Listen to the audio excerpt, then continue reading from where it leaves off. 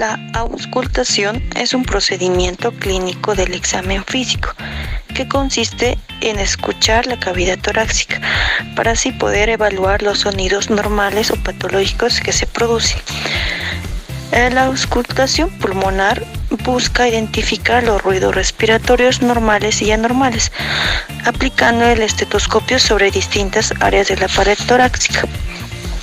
Entre los puntos de auscultación, como se puede observar en la imagen, están enumeradas. Entonces, el punto 1 sería la zona superior izquierda, el punto 2 la zona superior derecha, en el punto 3 la zona intermedia izquierda, punto 4 la zona intermedia derecha, punto 5 zona inferior izquierda, en el 6 la zona inferior derecha.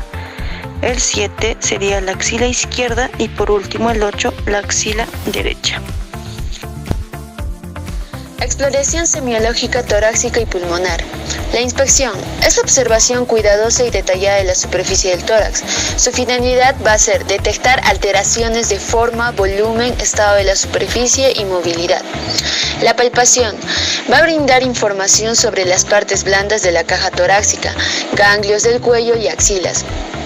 Va a presentar movimientos respiratorios como son frémitos y vibraciones vocales. La percusión se va a utilizar la transmisión de una onda sonora y la reflexión de la misma para obtener información no superficial del tórax, siendo su finalidad determinar la naturaleza de la alteración y ubicar la profundidad de la lesión. Y por último tenemos las auscultaciones. La auscultación es la última fase de la exploración física del tórax. Debe realizarse de forma sistémica y comparativa. Para realizar la exploración el paciente puede estar en posición de pie, sentado o acostado en la cama.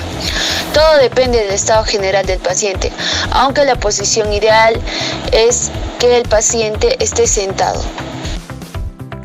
Bueno, ahora vamos a explicar acerca de los pasos para realizar una auscultación de los campos pulmonares. Primeramente, para sacar provecho con esta técnica se tiene que llevar al paciente a un lugar tranquilo y cómodo en donde podamos ejecutar las diferentes posiciones. De igual manera, para el médico, este debe adoptar una actitud y una posición cómoda y evitar posiciones forzadas. Por ende, la técnica se debe realizar con mucha calma y estar atento a lo que se está haciendo. Entonces, vamos a ver que el tórax va a tener dos caras, ¿no? Dos partes, una que es la cara anterior y una cara posterior. En la cara anterior, para realizar la auscultación, primeramente tenemos que comprender que en la cara anterior tiene 9 sitios, ¿no? Cuya secuencia es similar.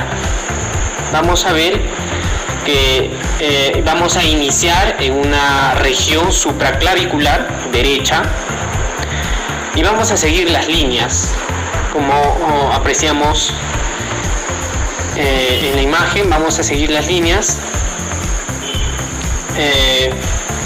pasando por la línea axilar anterior, finalmente llegando hasta el sexto o séptimo espacio intercostal. Para la cara posterior va a ser similar a la cara anterior, solo que vamos a iniciar ya también en la región supraescapular, izquierda. Entonces, a partir de este punto vamos descendiendo, ¿no?, por las regiones interescapulares, infraescapulares, también en las axilares, de manera que esto tiene que ser comparativo tanto del lado izquierdo como del lado derecho. Ahora hablaremos de los ruidos pulmonares. Los vamos a clasificar en normales, soplos y estertores. Lo que concierne a normales encontraremos al ruido laringotraqueal, el cual es de tonalidad elevada. Se escucha durante la inspiración como durante la expiración, a nivel de la laringe, tráquea y esternón. También hablaremos de los soplos, el cual encontraremos a tubario. Este se va a escuchar cuando el tejido pulmonar sufre de una neumonía. Al cavitatorio, cuando ocurre gracias a que la cavidad sirve como una cámara de resonancia. Al anfórico, el cual se escucha haciendo al paciente toser o con respiraciones profundas. Al pleurítico, el cual se escucha más claramente en la zona en la que el pulmón está rechazado. Dentro de los estertores encontraremos al traqueal, a los roncantes, silbantes y plantes. crepitantes y frote pleural. Pulmonares. Dentro de los ruidos pulmonares encontraremos a los ruidos respiratorios fisiológicos, tal como el murmullo pulmonar, el cual es audible prácticamente sobre todos los pulmones durante la inspiración y al comienzo de la fase expiratoria. Este está relacionado con el flujo turbulento del aire por los bronquios lobares.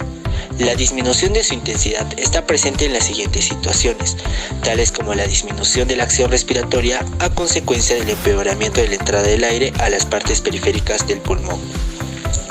Luego encontramos al ruido bronquial, de amplio espectro de frecuencias. En situación normal es audible solamente sobre la tráquea y grandes bronquios.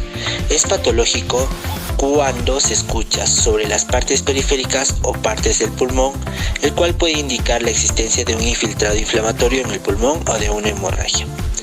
Luego encontraremos a los ruidos respiratorios accesorios, el cual puede ser el estertores. Son ruidos sordos, cortos, menores a 0.25 segundos.